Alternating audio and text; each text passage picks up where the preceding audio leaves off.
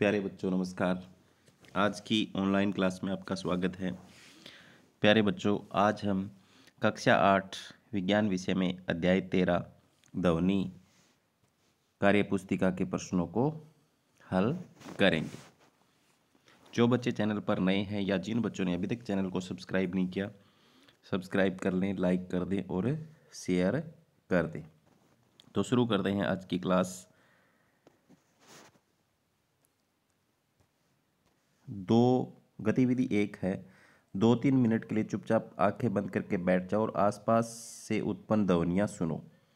तुम्हें कौन कौन सी ध्वनियाँ सुनाई दी? तो सड़क पर चलती कार की ध्वनि, मंदिर की घंटे की ध्वनि, सब्जी वाले की आवाज़ इत्यादि। यानी अपने चारों ओर आप जो भी आवाज़ सुनते हो, जो भी ध्वनि सुनते हो, वो आप यहाँ लिख सकते हो। आगे है, इसके अलावा बहुत सी ध्वनियाँ तुम्हारे आसपास सुनाई देती है, उन सब की सूची बनाओ। तो जैसे पक्षी की चहचहाट आप लिख सकते हो, डीजे का बजना, बस का हॉर्न, पैरों के चलने की आवाज़ इत्यादि इत्यादि। गतिविधि 2, स्कूल के घंटे को रस्सी से किसी ऐसी जगह लटकाओ जहां वह किसी दूसरी चीज़ से न टकराए। घंटे को हथौड़े से बजाओ। क्या घंटे की आवाज़ बजाने के एकदम बाद बंद हो गई? नहीं। आप देखते हो घंटे की आवाज़ एकदम से बंद नहीं होती। जब घंटे से आवाज़ आ रही है तो उसे धीरे से अंगुली से छुओ। अंगुली से छुओ, तुम कैसा महसूस हुआ? कंपन महसूस हुआ। आप देखते हो कि उसमें कंपन हो रहा है। घंटे को दोबारा बजाओ और उसे कसकर पकड़ लो। क्या घंटे को पकड़ने के बाद भी तुम्हें पहले जैसी आवाज़ सुनाई दे रही है? क्यों नहीं? क्योंकि छूने से कंपन बंद हो जाते हैं। आगे है, एक थाली लो, उसे एक चम्मच से बजाओ। तुमने पानी की सतह पर तुमने क्या देखा? तो जल तरंगे देख सकते हो आप। सोचकर बताओ ऐसा क्या हुआ? तो चम्मच के कंपनों के कारण ऐसा हुआ। या थाली के किनारों में कंपन आया, उसके कारण ऐसा हुआ। अब थाली को बजाकर पकड़ लो जिससे ध्वनि बंद हो जाए। तो ऐसा करने से पानी की ध्वनि पर क्या असर हुआ? छूने से कंपन बंद हो जाते हैं। छूने से कंपन बंद हो जाते हैं तो ध्वनि भी बंद हो जाएगी। आगे सोचकर बताओ कि ध्वनि उत्पन्न करने के लिए थाली में किस क्रिया का होना आवश्यक है? तो थाली में किसका होना आवश्यक है? कंपन का होना आवश्यक है। अपने आसपास कोई 3 ऐसे उदाहरण दो जिसमें वस्तु में होने वाले कंपन को देखा जा सकता है। सितार का तार, ढोलक की झिल्ली, स्कूल की घंटी। तो इसमें आप देख सकते हो। नीचे दिए गए चित्रों को देखो। पहला जो चित्र है यहाँ पर, उसमें निर्वात पंप लगा हुआ है और दूसरा जो चित्र है उसमें कोई निर्वात पंप नहीं है। दोनों में घंटियाँ लगाई हुई है। तो प्यारे बच्चों, अगर इसमें घंटी को बजाया जाए तो आप क्या देखोगे? इसके अंदर आपको घंटी सुनाई नहीं देगी, इसमें सुनाई देगी। कारण क्या है प्यारे बच्चों? जो ध्वनि है वो एक यांत्रिक तरंग है। कैसी तरंग है? यांत्रिक तरंग है, मैकेनिकल वे है। उसको एक स्थान से दूसरे स्थान तक जाने के लिए, संचरण के लिए माध्यम की आवश्यकता होती है। तो यहाँ पर निर्वात है, इसमें सुनाई नहीं देगी। यहाँ निर्वात नहीं है। इसी कारण से आपने देखा होगा चंद्रमा के ऊपर भी अगर हम जोर जोर से बोलें या जोर जोर से घंटी बजाएं तो सुनाई नहीं देता। उसका कारण क्या है कि चंद्रमा पर निर्वात है। दोनों परिस्थितियों में किस में घंटी की आवाज़ सुनाई देगी? तो प्यारे बच्चों, मैंने यहाँ लिख दिया, चित्र 2 में सुनाई देगी, 1 में नहीं। इस आधार पर तुमने क्या निष्कर्ष निकाला? क्योंकि चित्र 1 में निर्वात है और ध्वनि एक यांत्रिक तरंग है जिसको संचरण के लिए किसकी आवश्यकता है? माध्यम की आवश्यकता है एक स्थान से दूसरे स्थान तक जाने के लिए। आगे है, 1 सेकंड में होने वाले कंपनों की संख्या को आवर्ती कहते हैं। तो प्यारे बच्चों, 1 सेकंड में कोई वस्तु जितनी बार हिलती है यानी आगे पीछे, उसे कहते हैं कंपन और उनकी संख्या को आवर्ती कहते हैं। तुम्हें क्या लगता है कि ध्वनि संचरण की गति ठोस, द्रव या गैस माध्यम में किस में अधिक होती है? तो प्यारे बच्चों, सबसे ज़्यादा होती है ठोस में, उसके बाद द्रव में, उसके बाद में गैस में। यह गति किस माध्यम में सबसे कम होगी? तो गैस में कम होगी। एक पता करो, ट्रेन के बहुत दूर से होने पर भी ट्रेन की पटरी पर कान लगाया जाता है और हमें कुछ आवाज़ सुनाई देती है। ऐसा क्यों? क्योंकि ध्वनि ठोस में तेजी से चलती है तो पटरी में जल्दी पता चल जाता है क्योंकि ये ठोस है। चमगादड़ के सामने कोई अवरोध आ जाए तो का पता कैसे चलता है? तो पराश्रयी तरंगों के उपयोग से, पराश्रयी तरंगों के उपयोग से, ध्वनि से। एसटीडी पीसीओ की दुकान पर टेलीफोन करने की कांच का केबिन क्यों बनाया जाता है? ताकि बाहर की जो ध्वनि है वो हमारे कानों में न पहुंचे और जो टेलीफोन की जो ध्वनि आ रही है उसको हम आराम से अच्छी तरीके से सुन सकें।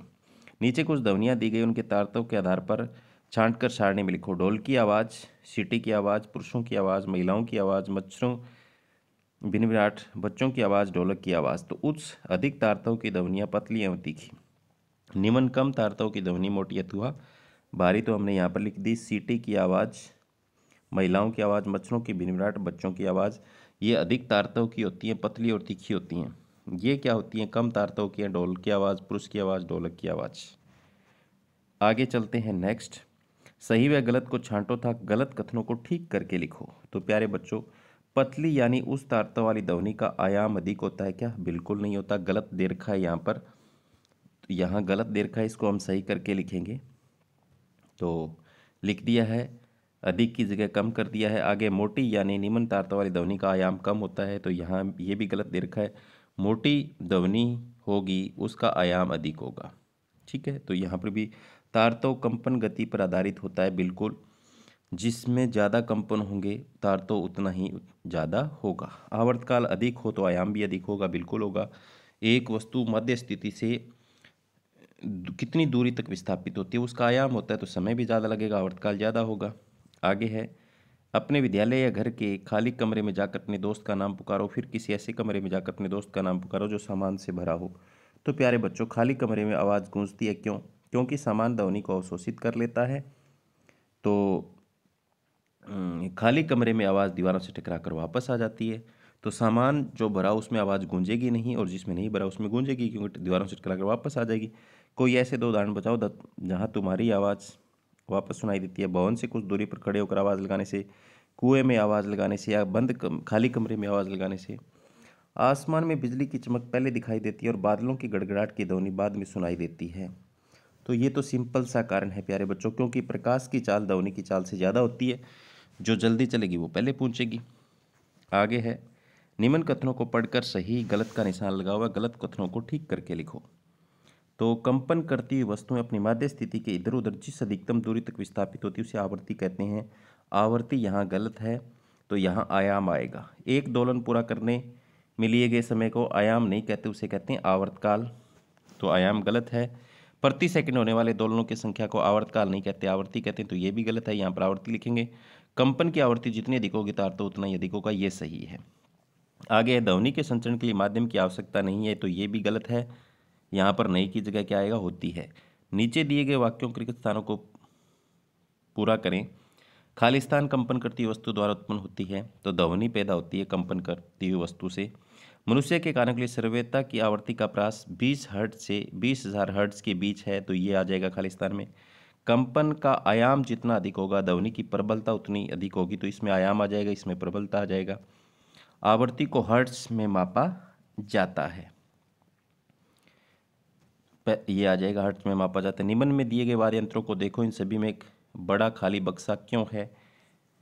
तो यहाँ आप देख सकते हो, इसमें भी बक्सा है, इसमें भी बक्सा है, इसमें भी बक्सा है, इसमें भी बक्सा है। ये इनके नाम हम लिख, सितार, वीणा, तबला, हारमोनियम। इसमें बक्सा इसलिए है जो जब कंपन करने में आसानी हो, यानी वहाँ बीच में हवा हो तो माध्यम हो। ध्वनि कंपन करती हुई वस्तु द्वारा उत्पन्न होती है। उत्पन्न दिए गए वाद्य यंत्रों को देखकर इनके कंपन करने वाले भागों के नाम लिखें, जैसे वीणा तनित डोरी है, तबला तनित चिल्ली है। तो ये आपकी किताब में भी दिए हुए हैं, आप ऐसे लिख सकते हैं। आगे है गतिविधि 5। तो इसमें आप देखो, एक लड़की जो है वो स्केल को एक सिरे से दबा करके चोट मार रही है, उंगली से दबा रही है, तो ये हिल रहा है। आप देख रहे हो यहाँ हिल रहा है। दूसरा है, थोड़ा ज़्यादा दबा दिया और फिर हिला रही है। अगर उसने देखा कम दबाया, ज़्यादा बाहर छोड़ा, हिलाया, तो वो ज़्यादा दूरी तक जा रहा है। यहाँ इधर ज़्यादा दूरी तक जा रहा है, यहाँ कम दूरी तक जा रहा है। तो इसका मतलब यहाँ आयाम ज़्यादा है और यहाँ आयाम कम है। यहाँ पर कंपन ज़्यादा है, यहाँ पर कंपन कम है। तो एक प्लास्टिक का बड़ा स्केल लो, चित्र के अनुसार मैंने आपको बता दिया। तुमने क्या निष्कर्ष निकाला? तो यहाँ लंबाई के साथ कंपन का आयाम बढ़ता है, वह लंबाई घटने के साथ आयाम घटता है और आवृत्ति बढ़ती है। आगे है, ये जो चित्र देख रहे हो आप में, इसमें कौन सा प्रदूषण हो सकता है? तो प्यारे बच्चों, ध्वनि प्रदूषण है ये।